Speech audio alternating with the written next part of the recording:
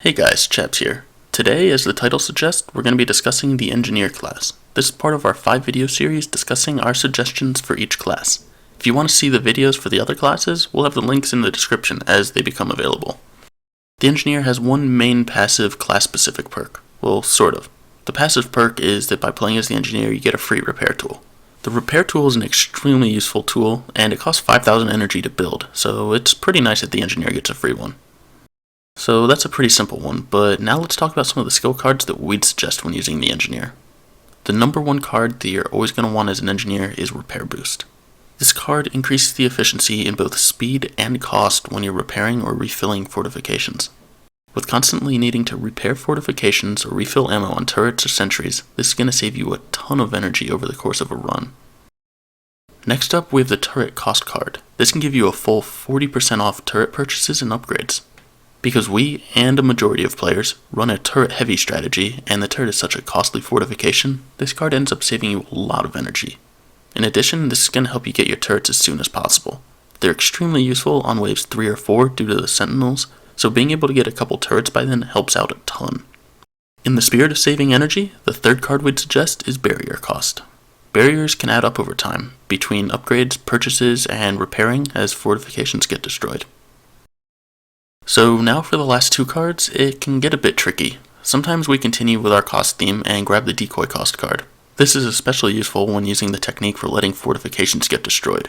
If you're not familiar with this, wait for our next Horde guide to come out. We're going to discuss this in the Advanced Techniques section. It's a small change, but it makes a really big difference.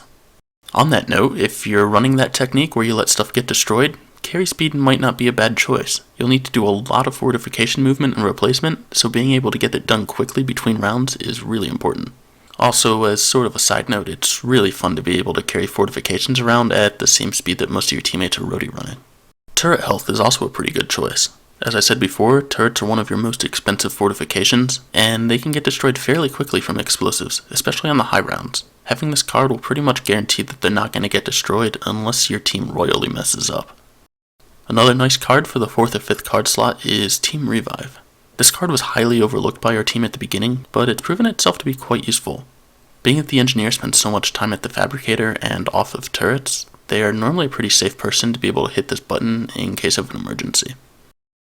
If none of these fit your playstyle, there's also always the 10% build cost card, which decreases all purchases by 10%.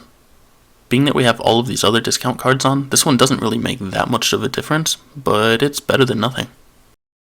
I would highly recommend the strat that involves letting fences and decoys get destroyed, as I hinted at earlier, but if that's not your playstyle, the barrier health or decoy health cards are pretty nice.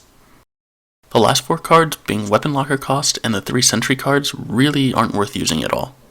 Traditionally, you'd only build 1 Weapons Locker, so the cost isn't really worth taking up a card slot.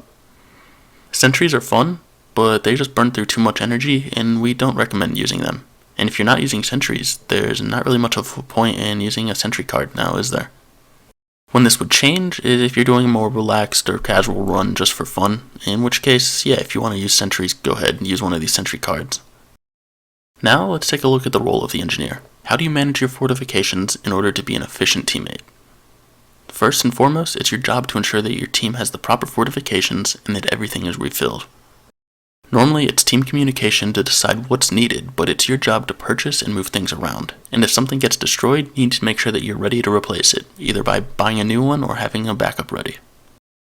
Along those lines, a good Engineer will also keep an eye on the amount of energy that your team has, and make trade-offs. This is especially important when considering upgrading the Fabricator level. When your Fabricator gets upgraded, whatever you purchase will auto-upgrade to the next level, assuming that you have enough energy.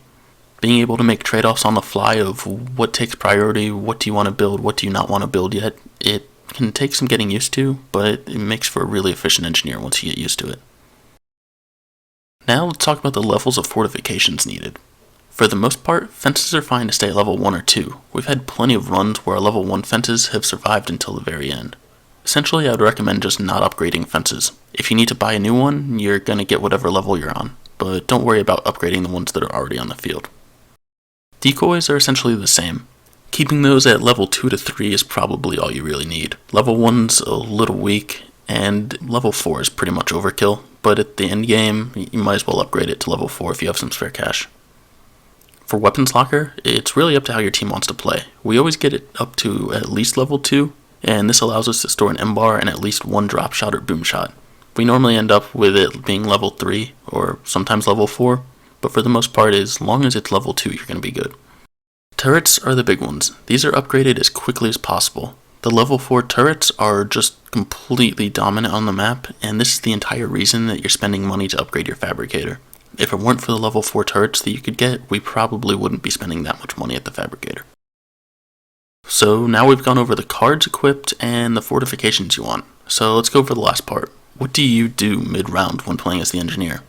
As I said before, the engineer should always be focused on fortifications. I rarely take out a weapon besides my repair tool. If a turret's low, or if fortification needs health, it's your job to repair it. A lot of this can be done between rounds, but sometimes you'll need to be running around mid-round to ensure people are topped off. Additionally, there always is a time and place for the engineer to go on offense. If any team needs to be off turret for some reason, let the engineer hop on to do more damage.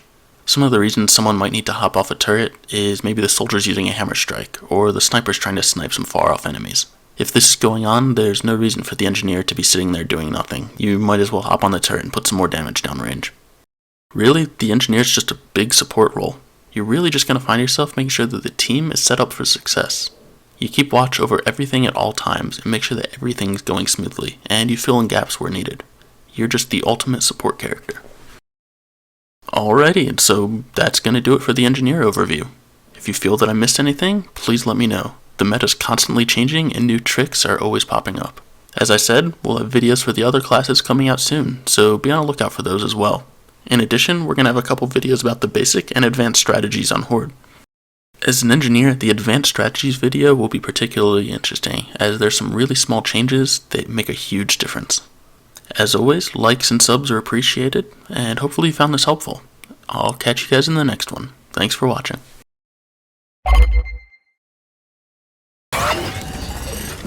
Turret repair.